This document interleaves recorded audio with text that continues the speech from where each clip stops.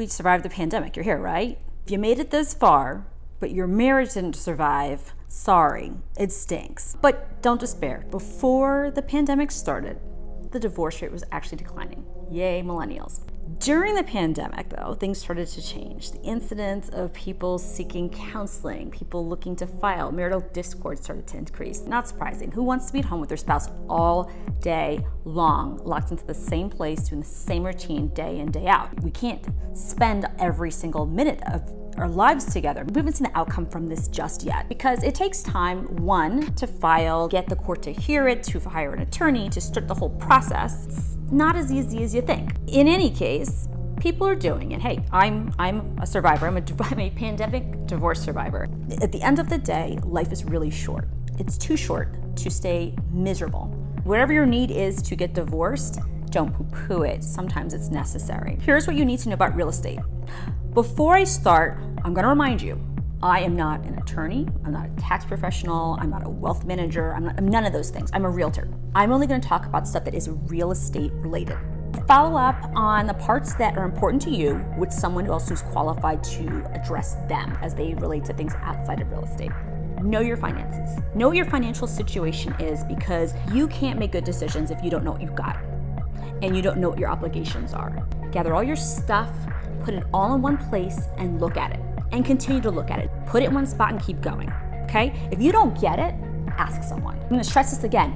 If you don't understand it, find someone else who does to explain it to you. What you don't know will absolutely bite you in the butt. Also, don't assume that everyone that you believe is a professional will know exactly what this is about, particularly if it's not in their scope of competency. For instance, shocking, but attorneys and judges and CPAs and people like that, they don't know a lot about real estate.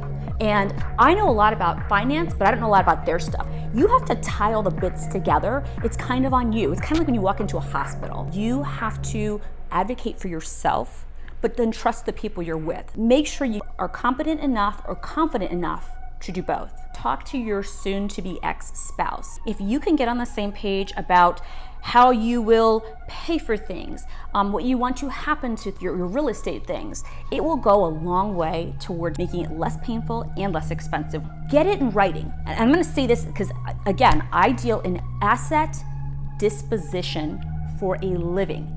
If it ain't in writing, it doesn't exist. It's unenforceable. Whatever you agree to, no matter how dumb it sounds, like, okay, well, you're going to have the vacation house on every third month of the year for a week at a time, and then I'll have it for the rest. As long as you get it in writing someplace, it's good. If you don't count on it. Figure out who's going to pay the expenses, your mortgages, your utilities, your home expenses. Someone's name is on them. It might be yours and it might be your soon-to-be ex's. It might be both of you. If someone drops the ball and no one pays it, someone can get harmed financially. It will nip whatever you plan to do next. So don't lose sight of your expenses and your obligations. If your spouse's name is on them, and yours is not, and you intend to enjoy or live in the real estate asset, follow up. Like, really have a plan. It will bite you if you're not aware of it or familiar with it. Next, make a budget. Get it all out there. Plan for your ideal scenario. You'll see real fast, okay, if I'm paying this now, does it feel good? Does it feel bad? Can I keep doing it? Know how you feel about it, and if it doesn't, then do something different or plan for a different reality. Number 2, know the market. I mean the real estate market. What's going on with the house you live in if you own it? Is the market up? Is the market down? What's happening with rents? What's happening with your investments, whether it be office buildings, rental properties? What is the value of them and what is the projected value? If you have any insight, find some. Does it make sense to stay with the plan that you've got now? For instance, if you are renting, okay, everybody walks away. Do you want to keep renting? Is it time to buy? Instead of buying or selling and then renting something else, maybe sell and buy something else. Maybe it makes sense for you financially to do it. You decide, whatever it is that works for you, but know what's going on in the market because you might be surprised. Real estate is hyper local. So what's happening on the other side of town, across the country, in your mother's neighborhood, don't take that unless they live next door to you. Like, find someone who knows what's going on in your neighborhood and how it affects your ownership and your values or your income if it's passive, and make a decision from that. If you sell an investment property, great, you might get extra cash in hand. You might have a great big capital gains liability. So think it through and talk to someone else who can help anticipate what this stuff might be. Number 3, think about the reality. If you plan it on paper and it looks awesome, and then in reality it is not going to work because it's not going to require you to commute an extra 50 minutes a day, live in a place you're not comfortable, think it through. Really important. Are you mentally, financially, emotionally prepared? This all goes back to the same thing I just said. Number 4, plan your ideal scenario. The reason I say start with your ideal scenario is we don't want to plan for worst case out of the gate. It's the worst case. Plan for your best case scenario and have backup plans instead. It is much more fruitful and you're more likely to get an outcome you want. However, you're not just planning for one thing, end all be all. You got to have a couple.